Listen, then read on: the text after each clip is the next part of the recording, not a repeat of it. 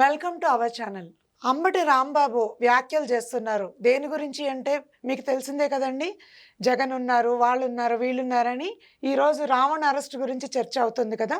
దీని గురించి మనకి వివరించడానికి ఈరోజు మనతో ఉన్నారు సోషల్ యాక్టివిస్ట్ శ్రీలీల గారు. నమస్కారం శ్రీలీల గారు. నమస్తే అండి. మేడం, ఈ అంబటి రాంబాబు నాకు జగన్ ఉన్నారు అంటున్నారు, రావణ్ని అరెస్ట్ చేశారంటున్నారు. మరి వాళ్ళ టైంలో వాళ్ళు చేసింది ఏంటి మేడం? కరెక్టేనండి. ఎందుకంటే నిజంగా ఈ రోజున ఒక వైఎస్ఆర్సీపీ పార్టీ వ్యక్తులు ఎవరైతే ఉన్నారో, అంబటి రాంబాబు, పేర్ని నాని అనే వ్యక్తి ఒకసారి గుర్తు చేసుకోవాలి. డాక్టర్ సుధాకర్ ఆయన అడిగింది కరోనా టైంలో గవర్నమెంట్ హాస్పిటల్లో మాస్కులు లేవు. అప్పుడున్న ఆ ప్రమాదకరమైన సిచ్యువేషన్ ఏంటి, ఆ రోజున మనం ఎదుర్కొన్నది ఏంటి, ఎంత దారుణంగా ఉందో అందరికీ తెలుసు. కళ్ళల్లో, నోట్లో, ముక్కులో వీటిలో మనం చేతులు పెట్టుకోకూడదని, దానివల్ల కరోనా వస్తుందని, హ్యాండ్ వాష్ పదే పదే చేసుకోవటం, మాస్కులు ధరించడం, మనకు ఆ రోజున సంబంధించి వాళ్ళు ఏదైతే ప్రికాషన్స్ చెప్పారో అవన్నీ కూడా చాలా జాగ్రత్తగా పాటించిన అందరం కూడా కరోనాకి ఆ రోజున ఇబ్బంది పడ్డాం. మరి అలాంటి సిచ్యువేషన్లో ఒక డాక్టర్, అతను ఇప్పుడు ఈ రోజున వైద్యో నారాయణో హరి అని అంటున్నాం. ఎందుకంటే మనిషి ఒకసారి భగవంతుడిచ్చిన ప్రాణాన్ని మళ్ళీ తిరిగి నిలబెట్టే శక్తి డాక్టర్కు ఉంది. అలాంటి వృత్తిలో ఉండి దైవంతో సమానంగా భావించే డాక్టరు అక్కడున్న ప్రాణాపాయ పరిస్థితులకి కనీసం ఇక్కడ మాస్కులు కూడా లేవు, మేము ఎలా డ్యూటీ చెయ్యాలి అని అడిగాడు.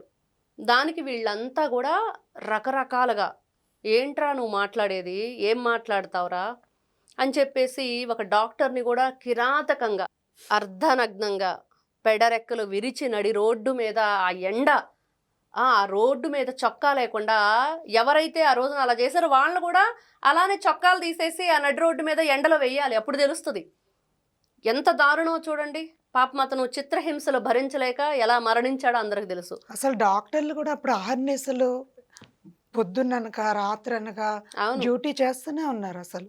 కానీ అట్లాంటి సిచ్యువేషన్లో వైఎస్ జగన్మోహన్ రెడ్డి గారు, మరి మీరు ముఖ్యమంత్రిగా ఉండి ఒక దళిత డాక్టర్కి ఇచ్చే గౌరవం ఇదేనా? దానికి సమాధానం ఏం చెప్తాడు? మీ అందరి మీద ఏ సెక్షన్లతో కేసు నమోదు చేయాలి? అంతే కదా. ఆ తల్లి ఎంత బాధపడింది, ఆయన కొడుకులు ఎంత బాధపడ్డారు, ఆయన భార్య ఎంత బాధపడింది. పాపం అతను ఏదైనా రాజకీయాలకు సంబంధించిన వ్యక్తి అంటే అది కాదు, ఎప్పుడు ఎక్కడ ఎటువంటి వివాదాలు లేని వ్యక్తి. ఎంత దౌర్జన్యమో. మీరు ఇన్ని రకాలుగా రాష్ట్రాన్ని అల్లకల్లోలం చేసేసి ఉన్నదానికి లేని దానికి సంబంధం లేని వ్యక్తులు కేవలం ఫేస్బుక్లో పోస్ట్ పెడితే చాలు, అంటే అక్కడ బూతులు ఉండవు. అంటే నీచమైన ఏదైతే మహిళల్ని వేధించడం కానీ లేకపోతే వాళ్ళకి సంబంధించిన క్యారెక్టర్ అసాసినేషన్ కానీ ఉండదు. ఎందుకంటే ఇక్కడ జనసేన కానివ్వండి, బీజేపీ కానివ్వండి, తెలుగుదేశం పార్టీ, ఇవన్నీ కూడా మహిళల్ని గౌరవించే విధంగా, ఎవరిని ఎక్కడ కూడా అబ్యూజింగ్గా మాట్లాడకుండా చాలా చాలా అక్కడ వైఎస్ఆర్సీపీ పార్టీని క్వశ్చన్ చేసి సోషల్ మీడియాలో పోస్టులు పెట్టినా కూడా జగన్మోహన్ రెడ్డి అరెస్ట్ చేయించాడు. కేవలం పోస్ట్కి ఎస్ఐల చేత ఫోన్లు చేయించారా? మేమందరం అనుభవించిన వాళ్ళమే. పోస్ట్ డిలీట్ చేస్తారా చెయ్యరా సోషల్ మీడియాలోంచి? నువ్వెందుకు వాట్సాప్లో స్టేటస్ పెట్టావు? నువ్వు తీస్తావా తీయవా? ఒకటి కాదు, ఎన్ని రకాలుగా ఏదిచ్చాలో అన్ని రకాలుగా వేధించారు. ఈ రోజున ఏం తెలియని శుద్ధ పూసలో మేము చాలా మంచి వాళ్ళం, అమ్మో మేము లా అండ్ ఆర్డర్ చాలా బాగా పాటిస్తా ఉన్నట్లుగా మాట్లాడుతున్న అంబటి రాంబాబు, పేర్ని నాని, మరి జగన్మోహన్ రెడ్డితో సహా వీళ్ళందరూ ఎవరిని పెంచి పోషిస్తున్నారు? రావణ్ ఎలా మాట్లాడాడు, ఏం చేశాడు? చెప్పుకునే మాటలా, వినే మాటలా? అసలు మనం అవి నోటి వెంట పలుకుతా మాట్లాంటివి? ఈ రోజున ఒకటే, ఎవ్వరూ కూడా దయచేసి ఆ దరిద్రమైన భాషని ప్రచారం చెయ్యొద్దు ఫస్ట్. ఎందుకంటే పదే పదే ఒక పనికి మాలిన వ్యక్తి మిడిమిడి జ్ఞానంతో ఎగిరెగిరి పడుతూ ఏదైతే దుష్ట భయంకరుడు అనమాట, మామూలు వ్యక్తి కాదు. ఆ దృష్టుడు మాట్లాడిన ఆ మాటలు మాత్రం ఎవరు కూడా అతను చేసిన అశ్లీల పనులు ఏవైతే ఉన్నాయో వాటిని కూడా ఎక్కడా కూడా చూపించొద్దు. ఈ రోజున అతని మీద ఉపా చట్టం అనేది కేసు నమోదైంది. మరి అదేవిధంగా అతను ఇక్కడ రాజ్యాంగం ప్రకారం అంటే అగౌరవపరుస్తూ రాజ్యాంగాన్ని ఏ మాటలో మాట్లాడాడు, హిందూ దేవతల మనోభావాలు దెబ్బతీసే విధంగా. అసలు సీతాదేవిని అగ్ని పరీక్ష చేయించిన వాడు మీకు దేవుడా అని అడగటం ఎంత దారుణం అది. అది ముస్లిమ్స్ ఇదివరకు ఎప్పుడో కొంచెం చిన్న కామెంట్ వస్తేనే అరెస్ట్ చేయించారు. ఎంత దారుణం అంటే ఈ రోజున ఉగ్రవాదులు హిడ్మాకి నేను ఫ్యాన్ని, హిడ్మాని అనుసరిస్తాను నేనని చెప్తున్న ఈ రావణ్ అనే వ్యక్తికి ఈ రోజున మేమందరం ఉన్నామని చెప్తున్న ఈ సోకాల్డ్ పీపుల్, వైఎస్ఆర్సీపీ పార్టీ నేతలు ఎవరైతే ఉన్నారో మరి మీ మీద కూడా ఎలాంటి సెక్షన్లు నమోదు చేయాలి? మీరంతా సంఘ విద్రోహ శక్తులు. ఎలా చెప్పాలి చెప్పండి వీళ్ళ గురించి? ఎంత దారుణమైన విషయం ఈరోజు చూస్తున్నాం. ఎక్కడో నార్త్లోనో సౌత్లోనో ఎక్కడో చోట ఏదైనా ఒక మహిళ మీద దాడి జరిగింది అంటేనే వాళ్ళకి కఠినమైన. ఈ రోజున మనం ప్రతిసారి చెప్పుకున్నా మళ్ళీ చెప్పుకునేది ఏపీలో యూపీ చట్టం రావాల్సిందే. ఏదైతే ఉత్తరప్రదేశ్లో చేస్తున్నారో రీసెంట్గా అన్ని వాళ్ళు నడి రోడ్డు మీద కాల్ చేస్తున్నాడు అంటే అది తప్పు కాదా? అతను చేసింది ఏంటి? ఎందుకు అలాంటి శిక్ష వేయాల్సి వచ్చింది?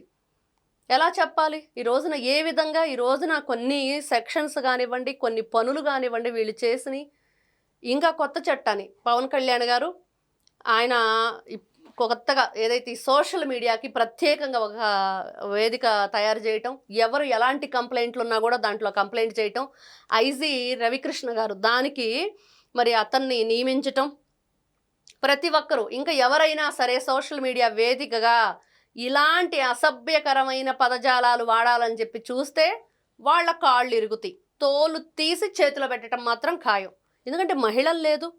ఈ రోజున మా అందరి ఫోటోలు స్క్రీన్ షాట్లు తీసేసి వాళ్ళు ఇష్టానుసారంగా పోస్టులు పెట్టేశారు. అంటే నీకు ఒక కూటమి ప్రభుత్వం వైపు మాట్లాడితే చౌదరి అయిపోయిద్దా? చౌదరీసే మాట్లాడతారా? చౌదరీసే ఓట్లేస్తే గెలిచిందా కూటమి ప్రభుత్వం?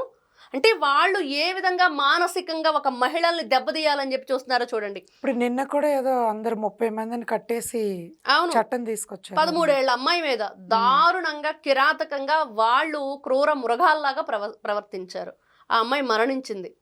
ఎంత దారుణం చెప్పండి. అట్లాంటి వ్యక్తుల్ని ఎన్ని రకాలుగా ఇంకొక వ్యక్తి భయపడేటట్లు ఆ పని చేయటానికి అట్లాంటి వ్యక్తుల్ని మరణశిక్ష వేయాలి. నిజంగా ప్రజలు కూడా తీవ్రంగా ఖండించారు. అందరూ ఖండిస్తున్నారు. ప్రతి ఒక్కరు ఎవరు కూడా అట్లాంటి వాళ్ళకి జగన్మోహన్ రెడ్డి ఎవరైతే అంబటి రాంబాబు, పేరు నాని లాంటి వాళ్ళు తప్పించి వాళ్ళకి సపోర్ట్ చేసేది నిజంగా న్యాయబద్ధంగా చట్టబద్ధంగా మంచి చెడు తెలిసిన వ్యక్తులు ఎవరూ కూడా వీళ్ళకి సపోర్ట్ చేయరు. ఎంత దారుణమో చూడండి.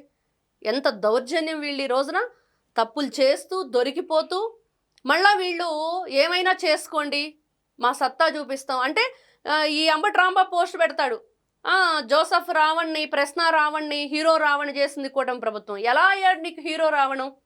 ఎలా అవుతాడు? నువ్వు ఎలా చెప్తావు హీరో రావణని? నీకు అయిపోతే అందరికి అయిపోయినట్లేనా? నువ్వు సంబరాలు రాంబాబు అయిపోయావు, అందరికి తెలుసు ఆ విషయం. ఇప్పుడు ఎవరైతే సపోర్ట్ చేస్తున్నారో వాళ్ళందరూ కూడా నేరస్తులే అవుతారు కదా. ఖచ్చితంగా ఈ రోజున ఏదైతే ఈ బూతుల పర్వం నడుస్తుందో, నీచమైన వీళ్ళ భాషా సంస్కృతికి వీళ్ళు తెరలేపారో ఆ నీచమైన సంస్కృతిని ఇంకెప్పుడూ కూడా ఎవ్వరూ కూడా దానికి వీళ్ళు మేమున్నామనేసి బయటకు రాకుండా చేసేటట్లుగా చట్టం తీసుకొచ్చారు పవన్ కళ్యాణ్ గారు. ఖచ్చితంగా ఇది చాలా మంచి పని. అందరం కూడా ప్రశాంతంగా ఉంటాం. ఎంత నీచమైన కామెంట్స్ అండి. వీడియోస్ చేస్తే ఆ వీడియోస్ దగ్గర ఎంత నీచంగా వస్తున్నాయి కామెంట్స్.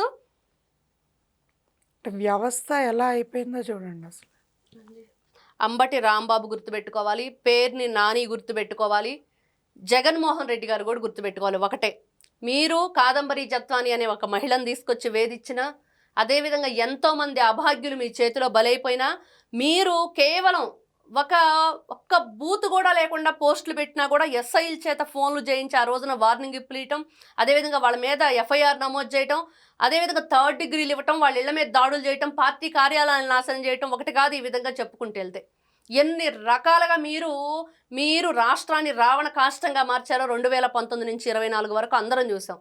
కాబట్టి మీకు మాట్లాడే హక్కు అర్హత లేదు. దయచేసి మీరు ఇంతకు మించి మాట్లాడితే వీళ్ళ మీద కూడా కేసులు నమోదు చేయాలని అందరం కూడా కోరుకుంటున్నాం. ఇప్పుడు ప్రజలు కూడా ఈ నేరస్తులకు శిక్ష పడాలని కోరుకుంటున్నారు కాబట్టి మనం కూడా అదే కోరుకుంటూ థ్యాంక్ యూ అండి. నమస్తే.